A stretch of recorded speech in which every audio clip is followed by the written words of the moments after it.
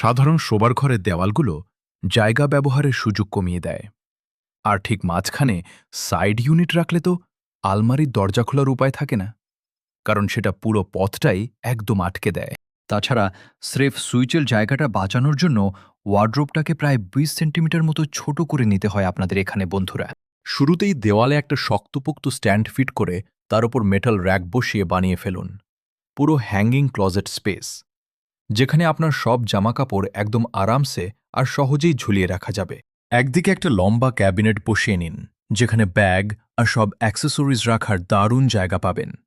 আর অন্য পাশে plaster board দিয়ে সাপোর্ট দিন, যাতে পুরো স্ট্রাকচারটা মজবুত হয়। এবং ঠিক ওপরেই ইলেকট্রিক সুইচ খুব সহজেই বসিয়ে নেওয়া যায়।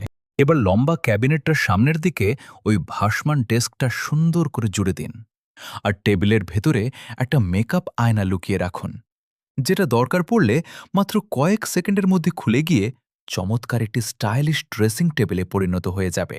এমনিতে কিন্তু সাধারণ সময়ে এই জায়গাটা বেশ বড় আর আরামদায়ক একটা ওয়ার্ক ডেস্ক হিসেবেই ব্যবহার করা হয়। সবশেষে ওই কাস্টম কার্ভড ক্যাবিনেট পাল্লাগুলো লাগিয়ে নিলেই পুরো ফুল লেংথ ক্লকরুমটা একদম রেডি হয়ে যায়।